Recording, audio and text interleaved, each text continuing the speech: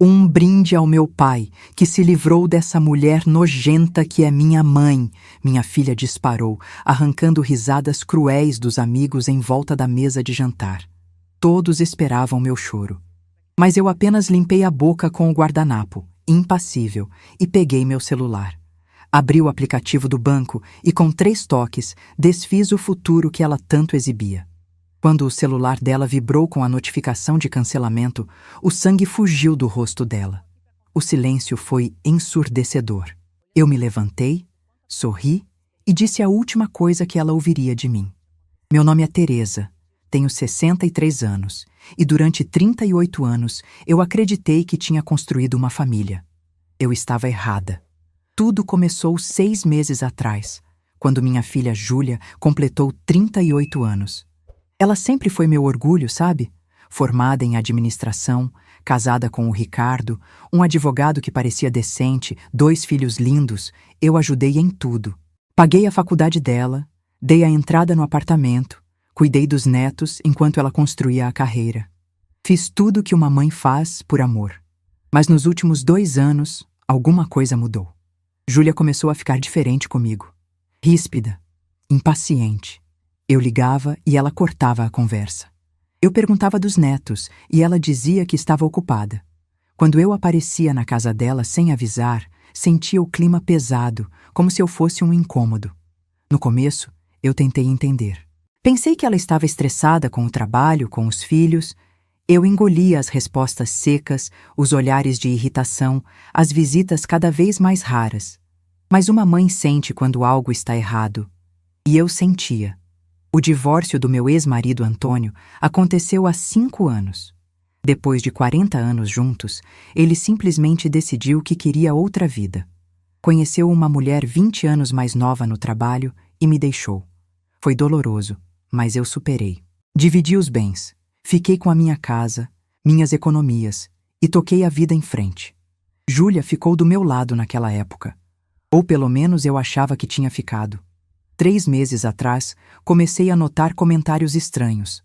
Júlia mencionava o pai com frequência, sempre elogiando. Dizia que ele estava bem, que a vida dele tinha melhorado, que ele parecia mais feliz. Eu não dava muita atenção, até que um dia ela soltou uma frase que me gelou. Mãe, você já pensou que talvez o papai tivesse razões para ir embora?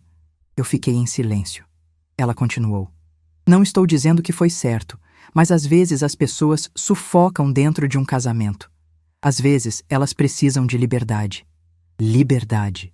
Essa palavra ecoou na minha cabeça durante dias. Eu comecei a perceber que Júlia estava reescrevendo a história do nosso casamento na cabeça dela. De repente, eu era a vilã.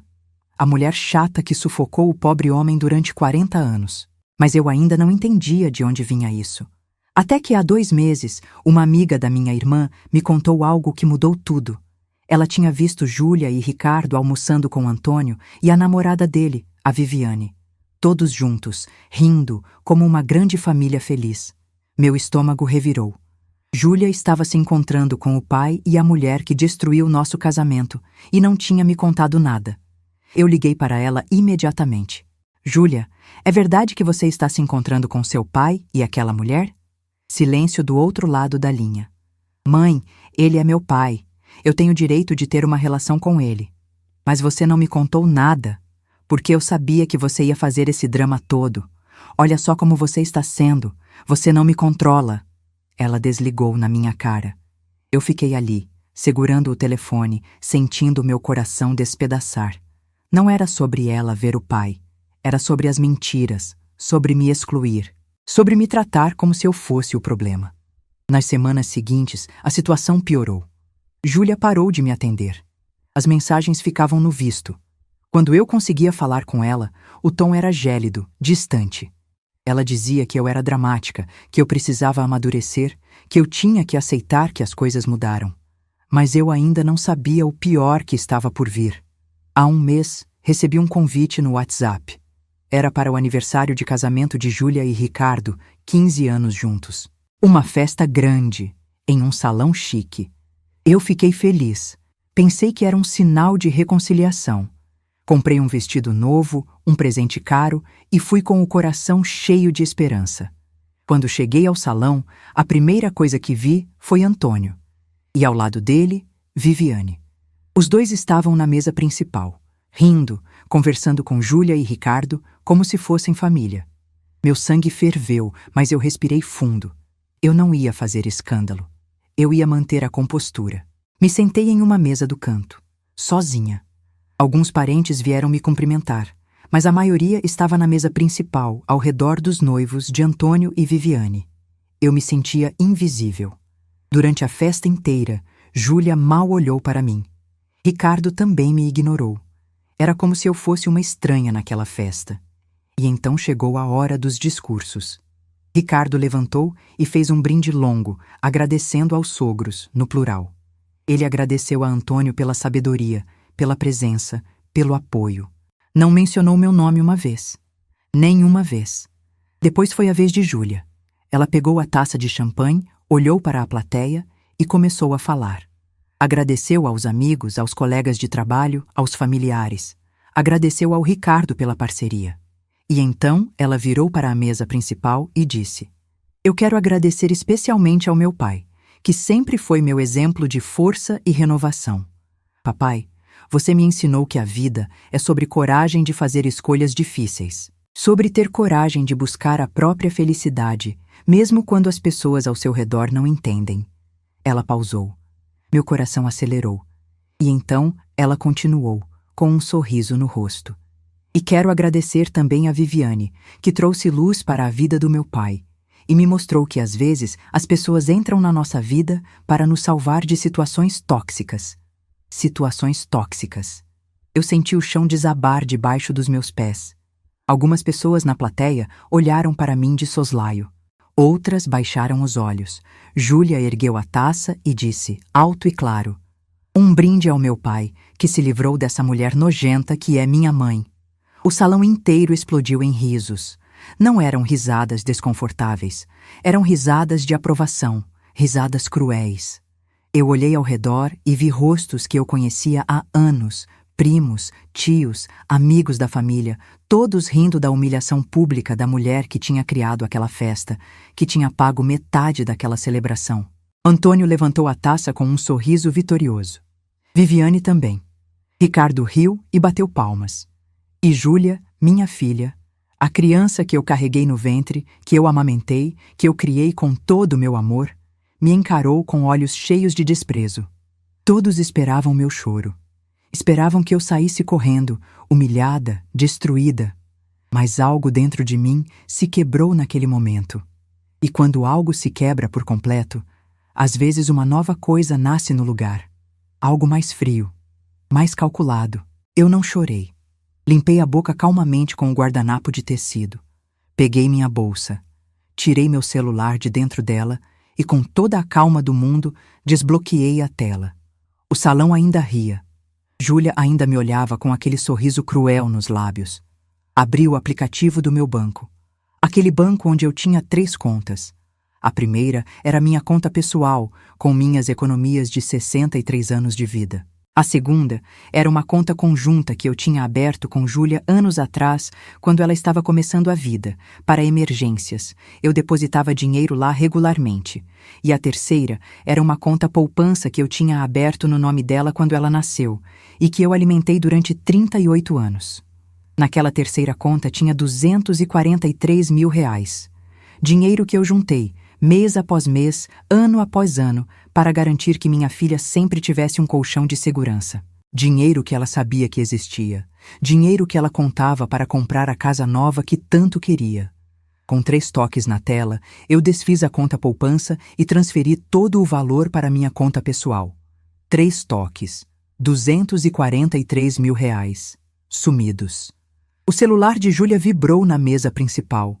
Ela pegou, olhou a tela e eu vi exatamente o momento em que a notificação do banco apareceu. Conta poupança encerrada. Saldo zerado. O sangue fugiu do rosto dela. O sorriso cruel desapareceu. Ela ficou branca, completamente branca. Olhou para mim com os olhos arregalados, incrédula. O silêncio foi ensurdecedor. Ricardo percebeu que algo estava errado. Antônio também. As risadas começaram a morrer. As pessoas olhavam de mim para Júlia, confusas, sentindo que algo tinha mudado no ar. Eu me levantei. Coloquei o celular de volta na bolsa. Alisando meu vestido, sorri. Um sorriso calmo, sereno, quase maternal. E disse a última coisa que ela ouviria de mim naquela noite. Parabéns pelos 15 anos de casamento, minha filha. Espero que você e seu pai sejam muito felizes juntos, porque comigo vocês não contam mais. Eu virei as costas e saí daquele salão de cabeça erguida, sob o silêncio mais pesado que já senti na vida. Ninguém riu, ninguém disse nada. Só ouviram o som dos meus saltos no chão de mármore, batendo firme a cada passo que eu dava para longe daquela família que não era mais minha. Quando cheguei em casa naquela noite, eu não chorei. Eu me sentei no sofá, sozinha.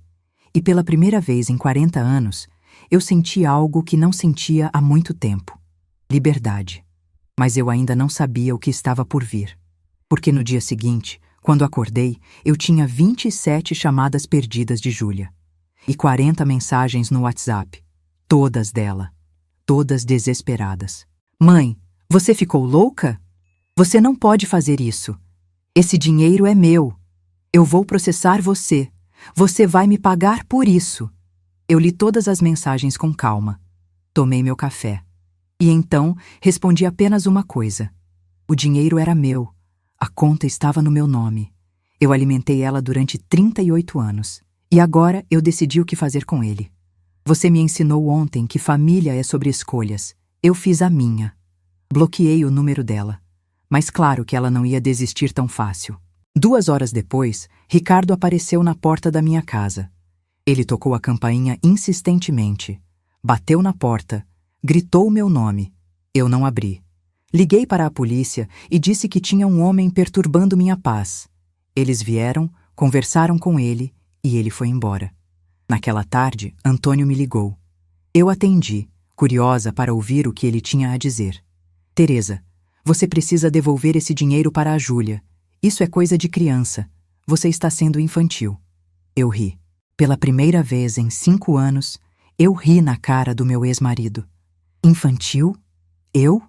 Antônio, você largou 40 anos de casamento por uma mulher que poderia ser sua filha, humilhou nossa família inteira e agora vem me dizer o que é ser adulto? A Júlia aprendeu com você a fazer escolhas. Eu também estou fazendo as minhas. Desliguei. Mas eu sabia que aquilo não ia parar. Júlia não ia aceitar perder aquele dinheiro. E eu estava certa. Porque 3 dias depois, eu recebi uma notificação judicial. Júlia estava me processando. Ela alegava que o dinheiro era dela por direito, que eu tinha prometido, que era uma doação verbal e que eu estava agindo de má fé. Quando li aquele processo, eu senti algo dentro de mim endurecer ainda mais. Minha própria filha estava me processando. Ela estava disposta a me arrastar para um tribunal, a sujar meu nome, a destruir o que restava da nossa relação, tudo por dinheiro. Foi nesse momento que eu decidi que não ia apenas me defender. Eu ia contra-atacar, e eu tinha munição. Muita munição. Porque durante todos aqueles anos, eu guardei tudo. Todas as transferências que fiz para a Júlia. Todas as contas que paguei. Todos os presentes caros que dei. Eu tinha recibos, comprovantes, mensagens. E mais do que isso, eu tinha informações que Júlia não sabia que eu tinha. Eu sabia, por exemplo, que ela e Ricardo estavam com dívidas. Dívidas grandes. Eles tinham feito um empréstimo de R$ 180 mil para reformar o apartamento e comprar um carro novo. Eles contavam com aquele dinheiro da poupança para quitar o empréstimo e ainda sobrar para a casa nova. Eu sabia também que Ricardo estava com problemas no escritório de advocacia. Um cliente grande tinha saído e o faturamento tinha caído. Eles estavam sufocados financeiramente. E aquele dinheiro era a tábua de salvação deles. E eu sabia uma coisa que Júlia jamais imaginaria que eu descobriria. Uma coisa que mudaria tudo. Há 2 meses, antes de tudo isso explodir, eu tinha almoçado com uma prima distante, a Marlene. Ela trabalha como assistente social na prefeitura.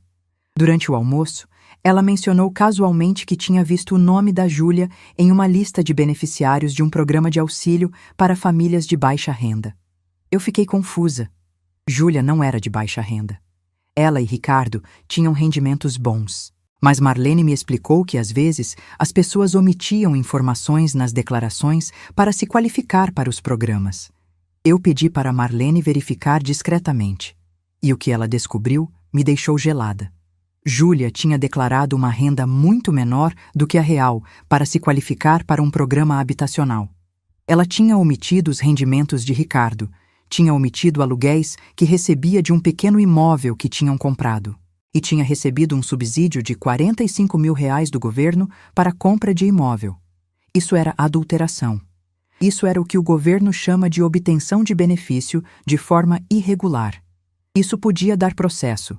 Isso podia dar devolução do dinheiro com multa. Isso podia destruir a reputação de Ricardo como advogado. E eu tinha guardado essa informação, sem saber que um dia eu precisaria usar. Quando recebi aquele processo de Júlia, eu soube que tinha chegado a hora. Eu liguei para um advogado, o Dr. Henrique, um homem de 60 anos, sério, competente, que tinha me ajudado no meu divórcio. Contei tudo para ele. Mostrei os documentos, mostrei as provas que eu tinha. Dr. Henrique me olhou por cima dos óculos e disse: Teresa, você tem muito mais do que precisa para se defender. Mas se você quiser, você pode fazer muito mais do que isso. Você pode virar esse jogo completamente. Como? Você pode entrar com uma ação de cobrança contra sua filha. Cobrar de volta tudo que você investiu na vida dela. Todas as doações, todos os pagamentos.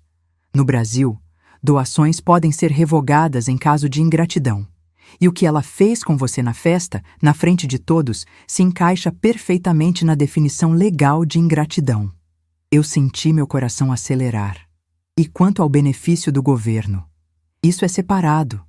Mas se você tiver provas concretas, isso pode ser reportado ao Ministério Público.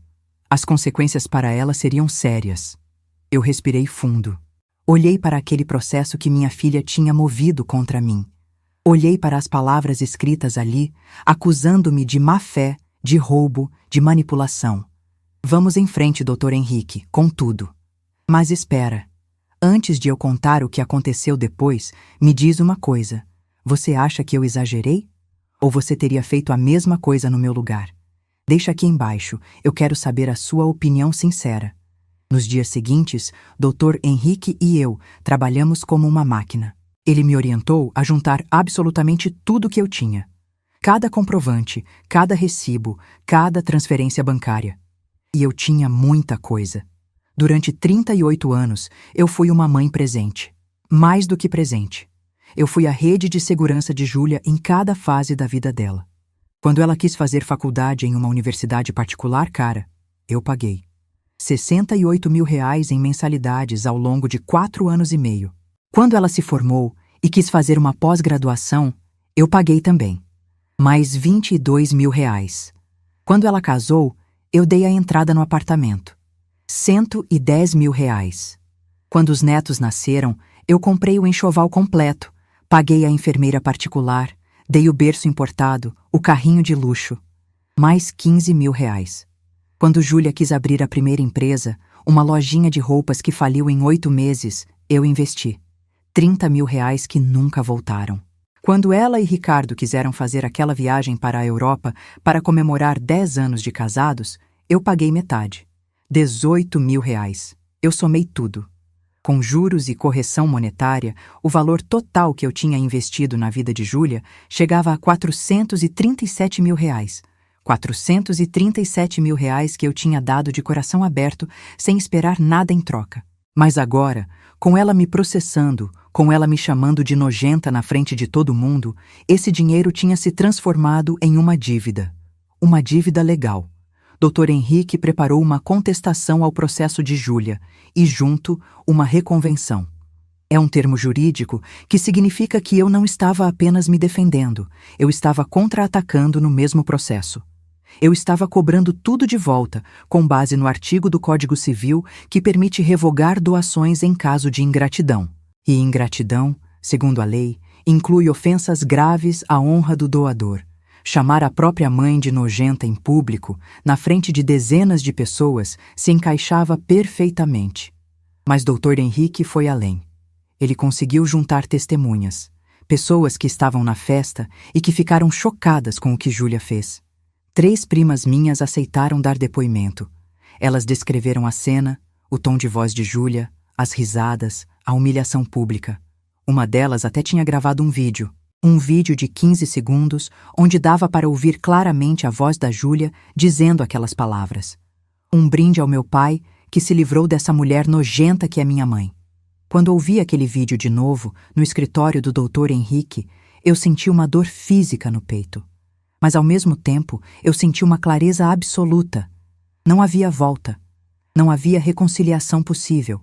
O que tinha sido feito não podia ser desfeito. Entreguei a doutor Henrique também as informações sobre o benefício habitacional que Júlia tinha recebido irregularmente. Ele verificou tudo, cruzou os dados e confirmou. Júlia tinha omitido informações na declaração. Ela tinha se beneficiado de um programa que não era para ela. Teresa, se eu reportar isso ao Ministério Público, as consequências vão ser sérias. Júlia vai ter que devolver os R$45 mil com multa. Pode chegar a R$70 mil no total. E Ricardo, como advogado, pode responder também, porque ele certamente estava envolvido na preparação dos documentos. Faça o que tem que ser feito, doutor. Ele assentiu. Enquanto isso, Júlia continuava me bombardeando. Como eu tinha bloqueado o número dela, ela passou a me mandar e-mails. E-mails longos, raivosos, me acusando de destruir a vida dela, de ser uma mãe horrível, de ser vingativa, de ser cruel. Um dos e-mails dizia: "Você sempre foi assim, mãe, sempre controladora, sempre usando o dinheiro para manipular todo mundo. Você acha que porque pagou as coisas você é dona de mim? Você acha que pode controlar minha vida? Eu cresci, mãe. Eu não preciso mais de você. E você não aguenta isso, não aguenta que eu tenha minha própria vida, minha própria família. Por isso você está fazendo isso. Por ciúmes, por inveja. Porque você é uma mulher amargurada que não consegue ver a filha feliz." Eu li aquele e-mail 3 vezes. E cada vez que lia, eu ficava mais tranquila com a decisão que tinha tomado. Porque Júlia tinha reescrito a história inteira na cabeça dela. Eu não era mais a mãe que sacrificou tudo por ela. Eu era a vilã, a controladora, a amarga. E se era assim que ela me via, então não havia razão para eu continuar sendo a mãe devotada. Não havia razão para eu continuar me sacrificando. Eu não respondi o e-mail, mas segui em frente com o processo. 2 semanas depois, Júlia e Ricardo receberam a notificação da reconvenção. Eles descobriram que eu não estava apenas me defendendo. Eu estava cobrando R$437 mil de volta. O telefone tocou naquela noite. Era um número desconhecido. Eu atendi. "Teresa, aqui é o Ricardo. Precisamos conversar." "Não temos nada para conversar, Ricardo." "Teresa, por favor. Júlia está desesperada. Ela não está dormindo, não está comendo. Ela está em pânico. Você não pode fazer isso com ela." "Eu não fiz nada com ela, Ricardo. Eu apenas estou me defendendo de um processo que ela moveu contra mim." "Mas você está cobrando um valor absurdo. R$400 mil. Você sabe que a gente não tem esse dinheiro." "Eu sei exatamente quanto vocês têm, Ricardo. Eu sei das dívidas, eu sei do empréstimo, eu sei de tudo. E não é problema meu." "Teresa, pelo amor de Deus, pense nos seus netos. Pense no Pedro e na Laura. Eles vão sofrer com isso. Essa foi a gota d'água." "Você está usando meus netos como chantagem emocional, Ricardo? Vocês me humilharam, me chamaram de nojenta, me excluíram da família e agora querem que eu pense nos netos? Onde estavam os netos quando Júlia estava rindo da minha cara na frente de todo mundo?" Silêncio do outro lado. "Deixa eu te falar uma coisa, Ricardo. Eu passei 63 anos da minha vida colocando os outros na frente de mim. Eu coloquei meu marido na frente. Eu coloquei minha filha na frente. Eu sempre fui a última. Sempre fui a que cedia, a que perdoava, a que engolia. E sabe onde isso me levou? Me levou para uma festa onde minha própria filha me chamou de nojenta. Então não. Eu não vou pensar nos netos. Eu não vou pensar em ninguém além de mim mesma, pela primeira vez na vida." Desliguei. Mas eu sabia que Júlia ainda não tinha visto o pior, porque 2 dias depois, a bomba do Ministério Público explodiu. Júlia e Ricardo receberam uma notificação oficial. O Ministério Público tinha aberto uma investigação sobre a obtenção irregular do benefício habitacional. Eles tinham 15 dias para apresentar defesa. E o documento já informava que, confirmada a irregularidade, eles teriam que devolver os R$ 45 mil com multa de 50%. R$ 72 mil. Júlia me ligou desesperada daquele número desconhecido. Eu atendi só para ouvir. Mãe, foi você que fez isso. Você está destruindo minha vida. Júlia, eu não fiz nada além de reportar uma irregularidade que eu descobri. Se você e Ricardo fizeram algo errado, vocês vão ter que responder por isso. Você é uma víbora. Você é um monstro. Eu nunca devia ter nascido de você. Talvez não, Júlia. Talvez você devesse ter nascido da Viviane, já que você a admira tanto. Eu desliguei. Naquela noite, eu dormi melhor do que tinha dormido em meses. Porque pela primeira vez, eu não estava carregando o peso da culpa. Eu não estava me perguntando se tinha sido uma boa mãe. Eu sabia que tinha sido. E eu sabia que nada que eu fizesse seria suficiente para uma filha que tinha me transformado em vilã na cabeça dela. Mas Júlia ainda tinha uma carta na manga. Uma carta que eu não esperava. Porque 3 dias depois, eu recebi uma ligação do meu filho, o Marcelo. Marcelo é meu filho mais velho, 3 anos mais velho que Júlia. Ele mora em Curitiba, é casado, tem uma filha pequena. Nós sempre tivemos uma relação boa, mas distante. Ele sempre foi mais reservado, mais independente. Depois que ele se mudou para Curitiba há 10 anos, a gente se fala pouco. Algumas ligações, algumas mensagens, visitas esporádicas. Mãe, a Júlia me ligou. Ela me contou tudo o que está acontecendo. Eu respirei fundo. E o que ela te contou, Marcelo? Que você tirou o dinheiro dela, que você está processando ela, que você denunciou ela para o governo. E você acredita na versão dela? Silêncio. Mãe, eu não sei em quem acreditar, mas eu sei que isso está destruindo a família. Eu sei que o papai está sofrendo com isso. Eu sei que a Júlia está desesperada. O seu pai está sofrendo? Marcelo, seu pai me traiu e me largou há 5 anos. Ele não sofre com nada, a não ser com o próprio ego. Mãe, independente do que aconteceu entre você e o papai, a Júlia é sua filha. Você não pode fazer isso com ela. Marcelo, você estava na festa? Não, eu não pude ir. Então você não viu o que ela fez comigo. Você não ouviu o que ela disse. Você não viu a humilhação pública que eu passei. Mãe, mas processar a própria filha? Cobrar R$ 400 mil? Isso não está certo. Eu senti meu coração apertar, porque ali estava meu filho, meu primogênito, tomando o lado da irmã, sem nem conhecer toda a história, sem nem tentar entender o meu lado. Marcelo, eu vou te mandar o vídeo. Eu vou te mandar as provas. E depois que você ver tudo, você me liga de volta e a gente conversa. Mas não venha me julgar sem saber da história completa. Eu desliguei. Mandei o vídeo para ele. Mandei os prints das mensagens agressivas de Júlia. Mandei os e-mails. Mandei tudo. Ele não me ligou de volta. E foi nesse momento que eu percebi que Júlia estava fazendo o que manipuladores sempre fazem. Ela estava virando a família inteira contra mim. Ela estava se colocando como a vítima. E muita gente estava comprando essa história. Mas eu tinha algo que Júlia não esperava que eu tivesse. Eu tinha uma aliada. Uma pessoa que conhecia a verdade. Uma pessoa que tinha testemunhado tudo de perto durante anos. Minha irmã, Sônia. Sônia é 4 anos mais nova que eu. Nós sempre fomos próximas, mas nos últimos anos, com a correria da vida, nós tínhamos nos afastado um pouco. Ela mora em São José dos Campos, a 1 hora de distância de mim. Nós nos falávamos por WhatsApp, mas nos víamos pouco. Quando tudo explodiu, eu liguei para ela. Contei tudo, mandei o vídeo. E Sônia ficou em choque absoluto. Teresa, eu não acredito que a Júlia fez isso. Eu não acredito que ela foi capaz. Eu também não acreditava, Sônia. Mas foi. E o Antônio estava lá, rindo? Estava. E a Viviane também. Sônia ficou em silêncio por um momento. Você sabe o que eu acho, Teresa? Eu acho que o Antônio está por trás disso. Como assim? Pensa comigo. A Júlia sempre foi próxima de você. E de repente, nos últimos 2 anos, ela muda completamente. Ela começa a te tratar mal, a te excluir, a se aproximar do pai. Você acha que isso foi espontâneo? Eu acho que alguém está enchendo a cabeça dela. E esse alguém é o Antônio. Eu fiquei pensando. Fazia sentido. Antônio sempre foi manipulador. Ele sempre soube exatamente o que dizer para conseguir o que queria. E ele tinha um motivo para virar a Júlia contra mim. Culpa. Antônio me traiu.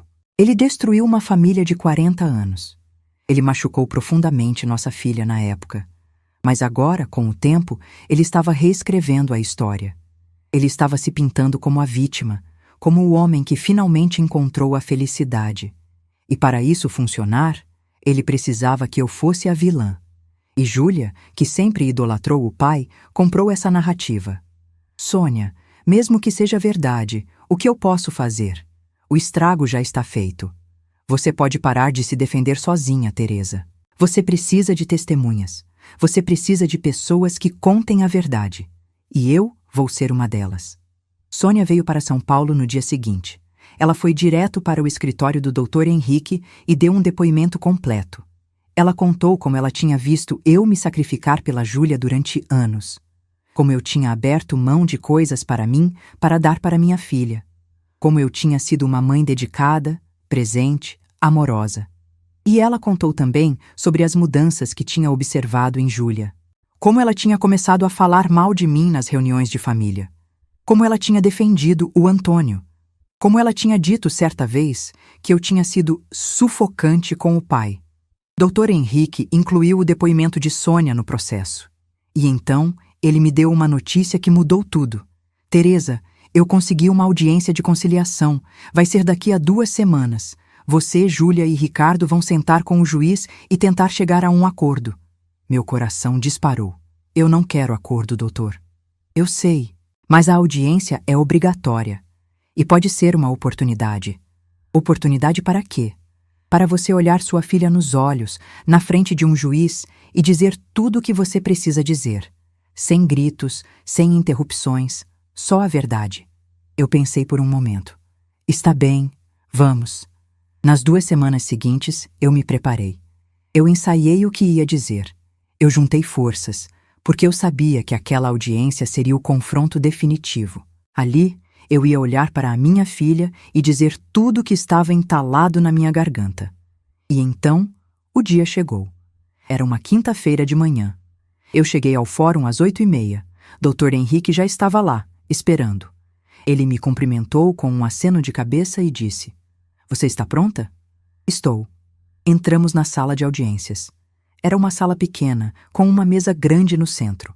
O juiz ainda não tinha chegado. Eu me sentei de um lado da mesa, Dr. Henrique ao meu lado. 5 minutos depois, a porta se abriu e Júlia entrou.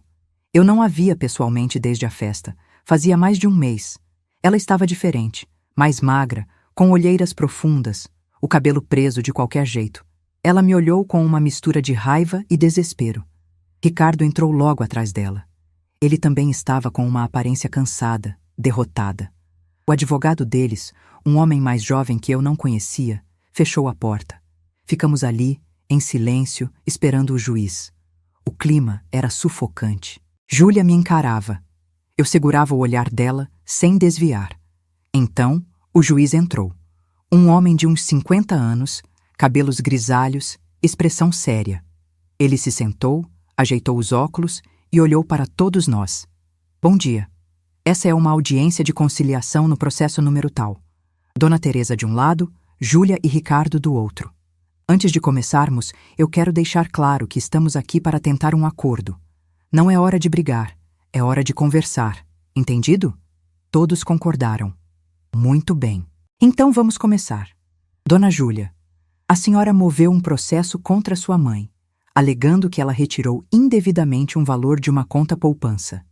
Dona Teresa, a senhora contestou e moveu uma reconvenção, cobrando de volta doações feitas à sua filha. Alguém quer começar?" Júlia levantou a mão imediatamente. "Eu quero. Meritíssimo. Eu quero dizer que minha mãe está fazendo isso por vingança.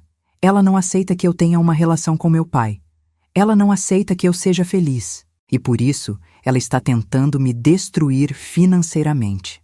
O juiz olhou para mim. "Dona Teresa, O que a senhora tem a dizer? Eu respirei fundo. Era a minha hora. Meritíssimo, eu vou ser bem direta. Eu passei 38 anos da minha vida sendo mãe da Júlia. Eu paguei a faculdade dela. Eu dei a entrada no apartamento dela. Eu cuidei dos netos dela. Eu investi R$ 437 mil na vida dela. E eu fiz tudo isso de coração aberto, sem cobrar nada. Mas há um mês, no aniversário de casamento dela, ela me humilhou publicamente. Ela me chamou de nojenta na frente de dezenas de pessoas. Ela riu da minha cara. E depois disso, ela me processou. Ela me acusou de roubo. Ela me mandou e-mails me xingando, me chamando de controladora, de amarga. E agora ela quer que eu acredite que eu sou a vilã dessa história? Júlia explodiu. Por que você é? Você sempre foi.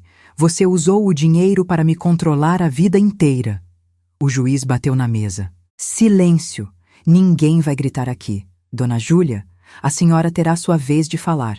Agora é a vez de sua mãe. Eu continuei, com a voz firme. Meritíssimo, eu nunca usei dinheiro para controlar minha filha. Eu dei o dinheiro porque eu a amava. Porque eu queria que ela tivesse oportunidades que eu não tive. Mas ela transformou esse amor em controle na cabeça dela. Ela transformou cada sacrifício que eu fiz em manipulação. E eu não aceito isso. O juiz olhou para Júlia. Dona Júlia, a senhora tem provas de que sua mãe usava o dinheiro para controlá-la? Júlia hesitou. Ela sempre deixava claro que tinha me ajudado. Sempre jogava na minha cara. Eu nunca joguei nada na sua cara, Júlia. Eu disse sentindo a raiva subir. Eu nunca cobrei nada de você. Não precisava cobrar com palavras, mãe. Você cobrava com atitudes, com aquele olhar de decepção quando eu não fazia o que você queria. Eu ri. Uma risada amarga. Júlia, você está reescrevendo a história inteira para se encaixar na vítima, porque é mais fácil me transformar em vilã do que admitir que você se tornou uma pessoa cruel. O advogado de Júlia interveio. Meritíssimo, a questão aqui não é quem foi cruel ou não. A questão é que Dona Teresa retirou um valor que estava destinado à sua filha. Um valor que foi acumulado ao longo de 38 anos com a promessa de que seria da Júlia. Dr. Henrique respondeu imediatamente. A conta estava no nome da Dona Teresa. Ela era a única titular. Ela podia fazer o que quisesse com o dinheiro. E mais, ela só tomou essa decisão depois de ser humilhada publicamente pela filha. É uma reação legítima. O juiz olhou para os documentos. Eu tenho aqui um vídeo da festa onde Dona Júlia faz um brinde. Eu vou reproduzir. Meu coração acelerou. O juiz apertou play no notebook e a voz de Júlia ecoou na sala.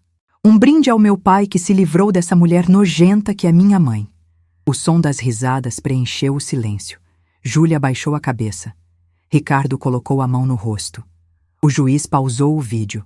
Dona Júlia, a senhora confirma que essas são suas palavras? Júlia não respondeu.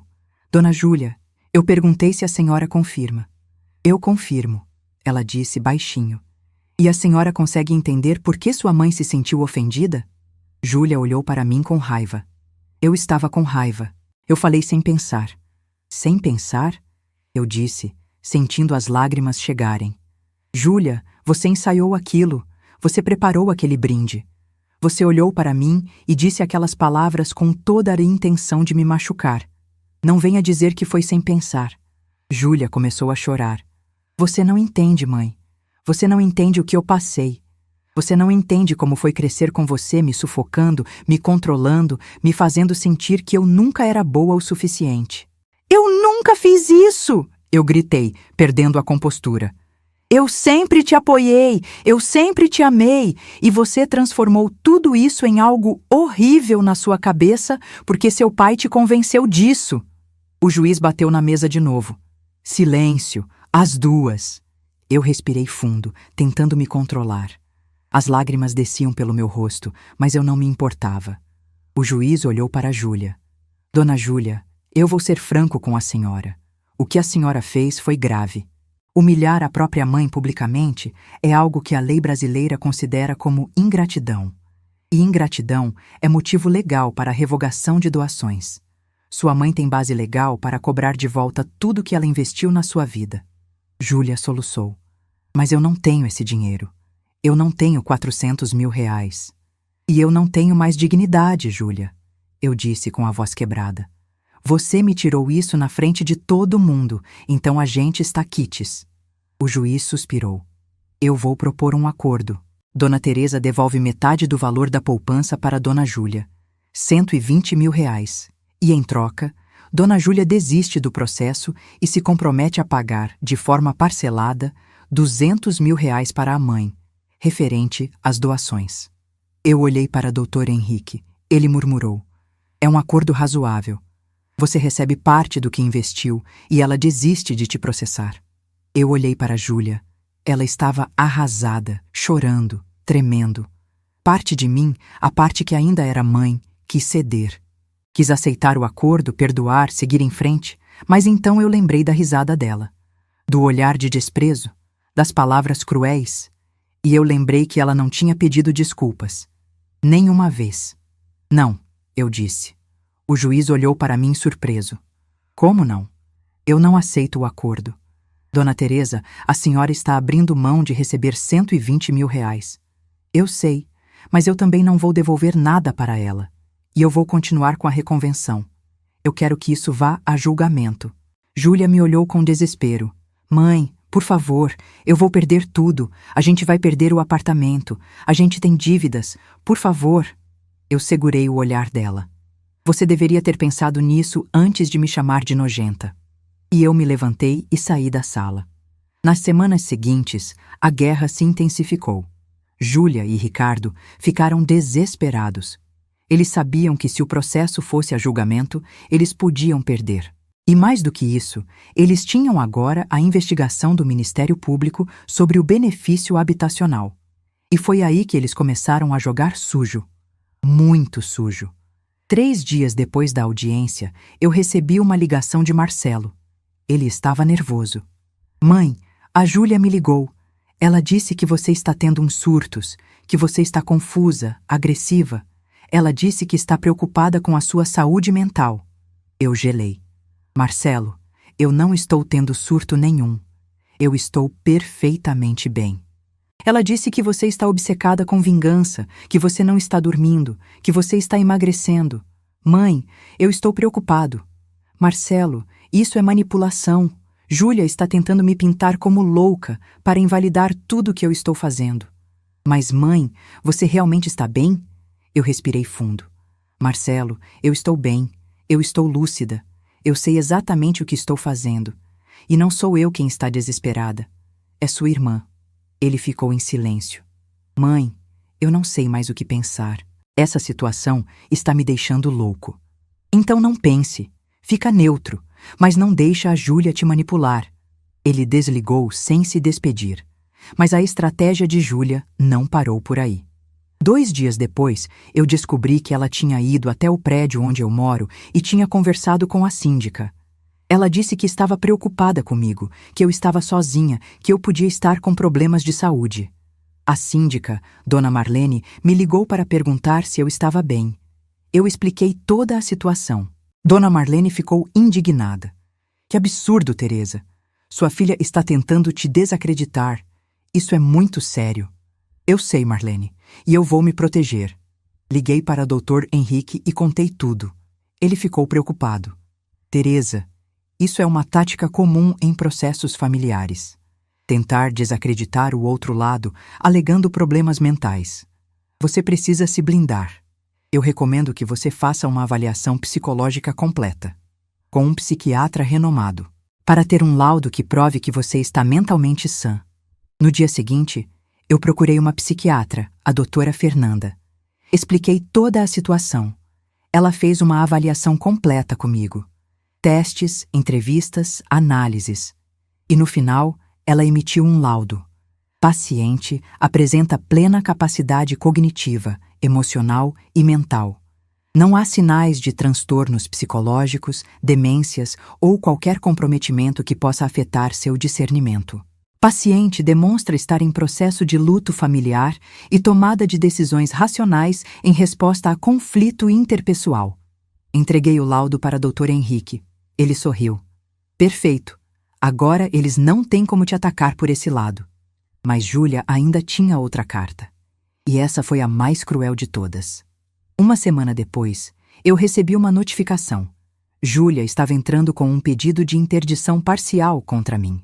Ela alegava que eu estava em estado de vulnerabilidade emocional, que eu estava tomando decisões irracionais, prejudicando meu próprio patrimônio e bem-estar, e que ela, como filha, precisava me proteger. Quando li aquilo, eu senti uma mistura de raiva e incredulidade. Júlia estava tentando me tirar o controle da minha própria vida. Ela estava tentando me declarar incapaz. Dr. Henrique ficou furioso. Isso é absurdo. Isso é abusivo. Mas não se preocupe, Teresa. Nós temos o laudo psiquiátrico. Nós vamos derrubar isso facilmente. Mas o dano emocional já estava feito. Júlia tinha cruzado uma linha que não tinha volta. Ela estava disposta a me destruir completamente para conseguir o que queria. E foi nesse momento que eu decidi usar minha arma final, a opção nuclear que eu tinha guardado. Eu liguei para Dr. Henrique. Doutor, eu quero que você reporte formalmente ao Ministério Público e à Receita Federal todas as informações que eu tenho sobre Júlia e Ricardo. O benefício habitacional irregular, as omissões de renda, tudo. Teresa, você tem certeza? Isso vai ter consequências pesadas para eles. Eu tenho certeza. Eles me acusaram de ser louca. Eles tentaram me interditar. Eu não tenho mais piedade. Dr. Henrique fez o que eu pedi. Ele enviou um dossiê completo para o Ministério Público. Documentos, declarações, provas, tudo. Uma semana depois, Júlia e Ricardo receberam uma notificação oficial. O Ministério Público tinha concluído a investigação. Estava confirmado que eles tinham obtido o benefício habitacional de forma irregular. Eles teriam que devolver os R$ 45 mil com multa de 50%, total de R$ 67 mil. E mais, Ricardo estava sendo investigado por participação no crime, o que podia afetar sua licença de advogado. Júlia me ligou naquela noite. Ela estava histérica. Você destruiu minha vida. Você destruiu meu marido. Você é um monstro. Júlia, eu não destruí nada. Vocês fizeram algo ilegal. Vocês que se destruíram. Nós vamos perder tudo. Tudo. E é culpa sua. Não, Júlia. É culpa de vocês. Vocês que quiseram guerra. E em uma guerra não existe piedade. Ela desligou gritando. Mas eu sabia que ela ainda tentaria uma última coisa. E eu estava certa. 2 dias depois, meus netos apareceram na porta da minha casa. Pedro, de 12 anos, e Laura, de 9. Eles estavam com os olhos vermelhos, chorando. Meu coração apertou. Eu abri a porta. Vovó, por favor, para com isso. Pedro disse com a voz embargada. A mamãe está chorando todo dia. O papai está desesperado. Por favor, vovó, perdoa a mamãe. Eu senti as lágrimas virem, porque aquilo era a coisa mais cruel que Júlia podia fazer, usar meus netos como arma emocional. Eu me abaixei e olhei para eles. Pedro, Laura, eu amo vocês. Mais do que tudo nesse mundo, mas o que está acontecendo é entre mim e a mamãe de vocês. E não tem nada que vocês possam fazer para mudar isso. Mas, vovó, a mamãe disse que você está sendo má, Laura chorou. Ela disse que você quer ver a gente na rua. Eu senti uma raiva profunda. Júlia estava manipulando as crianças, colocando palavras horríveis na boca delas. Laura, eu nunca quero ver vocês na rua, mas a mamãe de vocês tomou decisões ruins, e agora ela está pagando por isso. Não sou eu quem está fazendo isso com ela, é ela mesma. Eu abracei os dois. Eles choraram no meu colo. E então, eu chamei um Uber e mandei eles de volta para casa. Quando fechei a porta, eu desabei. Eu chorei. Eu gritei. Porque usar os netos contra mim era baixo demais. Era cruel demais.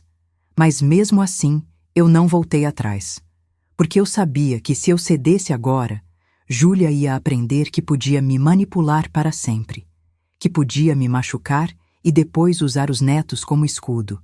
E eu não ia permitir isso. Então eu segui em frente. E 3 semanas depois, chegou o dia do julgamento final. O julgamento foi marcado para uma terça-feira de manhã. Eu cheguei ao fórum às 8 horas. Dr. Henrique já estava lá, com uma pasta enorme cheia de documentos. Você está pronta, Teresa? Estou. Entramos na sala. Júlia e Ricardo já estavam lá, com o advogado deles. Júlia estava com uma aparência terrível, mais magra ainda, com olhos fundos, cabelo sem vida. Ricardo também estava destruído. Quando o juiz entrou, todos se levantaram. O julgamento durou 4 horas. Foi exaustivo. O advogado de Júlia tentou argumentar que as doações tinham sido feitas de forma espontânea, sem expectativa de retorno, e que eu não podia cobrá-las de volta só porque estava magoada. Dr. Henrique contra-argumentou com a lei. Ele citou o artigo do Código Civil que permite revogação de doações em caso de ingratidão. Ele apresentou o vídeo da festa. Ele apresentou os depoimentos das testemunhas. Ele apresentou os e-mails agressivos de Júlia. E ele foi implacável. Meritíssimo. O que a dona Júlia fez não foi apenas uma ofensa passageira. Foi uma humilhação pública, premeditada, cruel. Ela chamou a própria mãe de nojenta na frente de dezenas de pessoas. Ela riu. Ela incentivou outros a rirem. E depois, ela processou a mãe, acusando-a de roubo. Ela mandou e-mails com xingamentos. Ela tentou interditar a mãe, declarando-a incapaz. Isso não é ingratidão, meritíssimo. Isso é crueldade. O advogado de Júlia tentou minimizar. Meritíssimo, minha cliente estava emocionalmente abalada. Ela havia passado por conflitos com a mãe. Ela falou coisas que não devia, mas isso não justifica cobrar R$400 mil de volta. Dr. Henrique respondeu. Meritíssimo, a lei não exige que a ingratidão seja justificada. A lei exige apenas que ela seja grave, e chamar a própria mãe de nojenta publicamente é grave o suficiente. O juiz ouviu tudo, analisou os documentos, viu o vídeo, leu os depoimentos, e então ele se pronunciou. Eu vou ser claro. O que eu vi aqui é um caso de ruptura familiar profunda. Uma filha que humilhou a própria mãe de forma pública e cruel. E uma mãe que, em resposta, decidiu cortar os laços financeiros com essa filha. A lei brasileira permite a revogação de doações em caso de ingratidão. E o que foi demonstrado aqui se enquadra perfeitamente nessa definição. Júlia começou a chorar baixinho. No entanto, o juiz continuou, cobrar de volta absolutamente tudo que foi investido em uma filha ao longo de 38 anos é uma medida extremamente severa. Portanto, eu vou proferir a seguinte sentença. Meu coração acelerou. Dona Júlia deverá pagar a Dona Teresa o valor de R$250 mil, referente à parte das doações que podem ser legalmente revogadas. O pagamento será feito de forma parcelada ao longo de 10 anos, com juros. Dona Teresa não precisará devolver nenhum valor da poupança, uma vez que a conta estava em seu nome e ela tinha pleno direito de movimentá-la. O processo movido por Dona Júlia é julgado improcedente. Custas processuais por conta da autora. Júlia desabou. Ricardo colocou a mão no rosto. Eu fiquei imóvel. R$250 mil. Não era tudo, mas era uma vitória. Era a justiça reconhecendo que eu tinha sido vítima de ingratidão. O juiz bateu o martelo. Caso encerrado. Saímos da sala. No corredor, Júlia veio até mim. Ela estava chorando compulsivamente. Mãe, você está feliz agora? Você destruiu minha vida. Você ganhou. Está feliz? Eu olhei para ela e senti nada. Nem raiva, nem tristeza, nem pena. Nada. Júlia, eu não destruí sua vida. Você destruiu a sua própria vida quando decidiu me humilhar. E agora você vai pagar por isso. Literalmente. Ela me olhou com ódio puro. Eu nunca vou te perdoar por isso. Nunca. Eu também não vou te perdoar, Júlia. E a diferença é que eu posso viver com isso. Eu virei as costas e saí. Mas a justiça ainda não tinha terminado. Porque 2 semanas depois veio a sentença do Ministério Público sobre o benefício habitacional irregular. Júlia e Ricardo foram condenados a devolver os R$45 mil com multa. Total de R$70 mil. E Ricardo foi suspenso da OAB por 6 meses por conduta antiética. Quando soube disso, eu não senti satisfação. Eu só senti um vazio enorme, porque no final das contas, eu tinha ganhado. Mas o preço tinha sido perder minha filha para sempre. Os meses seguintes foram de silêncio. Júlia não tentou mais contato. Ricardo também não. Marcelo me ligou uma vez, perguntando se eu tinha certeza do que estava fazendo. Eu disse que sim. Ele desligou e não ligou mais. Eu fiquei sozinha, mas pela primeira vez em muito tempo, eu não me senti solitária. Eu me senti livre. Com o dinheiro que eu tinha guardado, eu decidi fazer coisas que eu nunca tinha feito. Eu viajei para o Nordeste, fiquei um mês em Porto de Galinhas. Eu conheci pessoas novas. Eu fiz aulas de pintura. Eu comecei a viver para mim. E então, 6 meses depois do julgamento, algo aconteceu. Eu estava em casa, assistindo televisão, quando a campainha tocou. Eu fui até a porta e olhei pelo olho mágico. Era Júlia. Ela estava sozinha, com uma aparência ainda pior do que na última vez. Magra, pálida, destruída. Eu hesitei. Parte de mim queria abrir a porta, parte de mim queria deixá-la ali fora. Eu abri. Júlia me olhou. E pela primeira vez em muito tempo, eu vi lágrimas genuínas nos olhos dela. Não lágrimas de raiva, lágrimas de dor. Mãe, eu posso entrar? Eu dei um passo para o lado. Ela entrou. Ficamos ali, em pé, na sala, em silêncio.